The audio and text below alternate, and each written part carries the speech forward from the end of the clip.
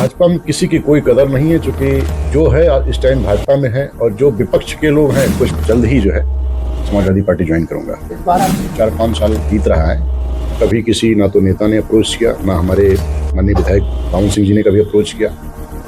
तो सड़क से लेकर के सदन तक मैं पहुंचाने का प्रयास करूंगा।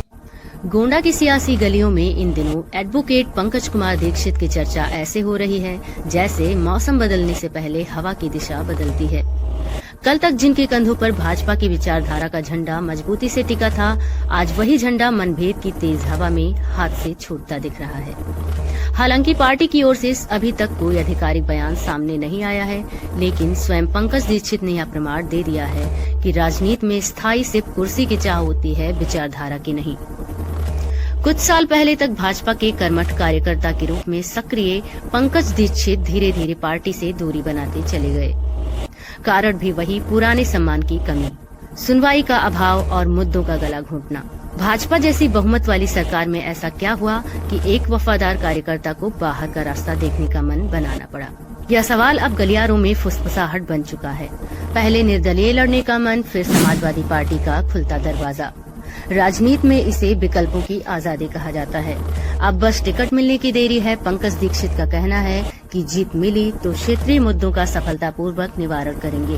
पंकज दीक्षित का आरोप है कि भाजपा विपक्ष के जरूरी मुद्दों को दबाना चाहती है और वे जिला पंचायत का चुनाव जीतकर इन्हें प्रमुखता से उठाएंगे। आत्मविश्वास ऐसा है कि पार्टी कोई भी हो, जनता उन्हें जिताकर ही मानेगी। गोंडा की जनता अब देखेगी कि यह बदलाव विचारों का है या सिर्फ चुनावी मौसम का। सर, अपना पूरा परिचय बताइए। मेरा नाम एडवोकेट पंकज कुमार दीक्षित है।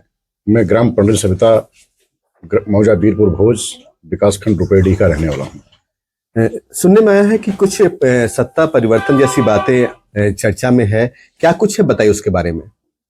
हाँ, सही सुना है आप लोगों ने, लेकिन अभी आधिकारिक रूप से कुछ नहीं कहा जा सकता है, लेकिन जो सुनने में आ रहा है वो सही है। मैं समाजवादी पार्टी के नेताओं के साथ में मेरी मुलाकात हुई है, मेरी मीटिंग हुई है जी। और आधिकारिक रूप से अभी तो मैंने खैर समाजवादी पार्टी नहीं ज्वाइन किया है, लेकिन मैं जल्द ही जो है समाजवादी पार्टी ज्वाइन करूंगा। इस बार आप कोई चुनाव लड़ने वाले हैं?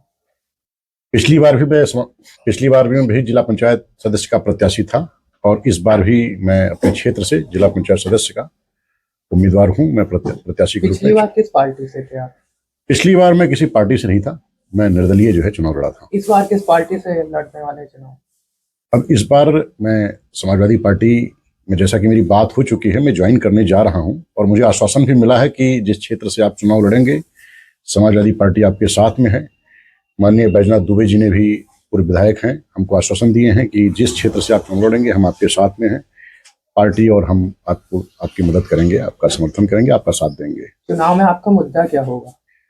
चुनाव में हमारे जो क्षेत्रीय मुद्दा हैं, जो चूंकि क्षेत्रीय चुनाव है तो जो वहाँ पर जो क्षेत्रीय मुद्दाएं हैं, स्वास्थ्य है, सड़क है, नाली है, वहाँ पर जो भी विद्यालय हैं, वहाँ पर जो भी अनियमितताएं हो रही हैं ग्राम स्तर पर, पंचायत लेवल पर, उस समस्याओं का निराकरण कराने का पूरा प्रयास किया जाएगा। अब आप समाजवादी पार्टी ज्वाइन कर रहे हैं, लेकिन इससे पहले पूर्व आपने क्या कोई पार्टी ट्राई की थी ज्वाइन होने के लिए? मैं काफ़ी दिनों से, मैं और मेरा परिवार भारतीय जनता पार्टी का मेंबर रहा हूँ, सदस्य रहा हूँ और उसकी नीतियों से प्रभावित रहा हूँ। पार्टी की नीतियों पर मैंने काम किया, उसका प्रचार प्रसार किया और जब विधानसभा चुनाव था, विधानसभा चुनाव में मैंने माननीय बावन सिंह जी का साथ दिया था, उनका मैंने तन मन धन से प्रचार किया था। लेकिन हम जब चुनाव लड़े थे जिला पंचायत सदस्य का, तो हमको उस टाइम पर भारतीय जनता पार्टी ने निष्कासित कर दिया था। उसके बाद में मुझे लगभग 4-5 साल बीत रहा है, कभी किसी ना तो नेता ने अप्रोच किया, ना हमारे माननीय विधायक बावन सिंह जी ने कभी अप्रोच किया। तो हमको आज तक पार्टी नहीं ज्वाइन करवाई गई, तो मुझे लगा कि अब मुझे समाजवादी पार्टी या किसी और अन्य पार्टी को ज्वाइन करना चाहिए, क्योंकि यहाँ पर कोई किसी की कदर नहीं है। मतलब आपका कहना है कदर कहाँ नहीं है? भाजपा में नहीं है? भाजपा में किसी की कोई कदर नहीं है, क्योंकि जो है इस टाइम भाजपा में है और जो विपक्ष के लोग हैं, कुछ लोग जो निचले तबके के लोग हैं, जो क्षेत्र के लोग हैं, जो थोड़ा सा पावरफुल नहीं है, वो भी जो है मजबूती के साथ बोल नहीं पाते हैं, क्योंकि भाजपा की सरकार है, उसमें लोगों का इतना ज्यादा उत्पीड़न होने लगता है, इसलिए भी वो बोलना नहीं चाहते हैं। क्या लगता है, पार्टी महत्वपूर्ण है कि व्यक्ति महत्वपूर्ण है? व्यक्ति के नाम पे वोट मिलता है कि पार्टी के नाम पे मिलता है? दोनों का रोल है। पार्टी का 75% रोल होता है और व्यक्तित्व का 25% रोल होता है। अच्छा, मतलब आपका कहना है कि अगर आप किसी भी पार्टी से लड़ेंगे तो वो जनता आपके ऊपर भरोसा दिखाएगी। बिल्कुल, जो है जिस पार्टी का जो व्यक्ति है, जो कार्यकर्ता हैं, वो अपना पूरा तन मन धन से प्रचार प्रसार करते हैं, प्रयास करते हैं, और जो लोग हैं, जो जनता है, वो कहीं ना कहीं किसी न किसी पार्टी से ओब्लाइज रहती है, उसके नीतियों से प्रभावित रहती है, उसके कार्यों से प्रभावित रहती है, नेताओं से जिससे प्रभावित रहती है, तो उसके पक्ष में जो है, उसके पक्ष में जो प्रत्याशी चुनाव लड़ते हैं उनको मतदान करती है, उनको वोट देती है। आपका मतदाताओं से क्या अपील है? मतदाताओं से मुझे यही अपील है कि अगर वो मुझे अवसर देती है तो मैं मतदाताओं की आवाज को सड़क से लेकर के सदन तक मैं पहुंचाने का प्रयास करूंगा।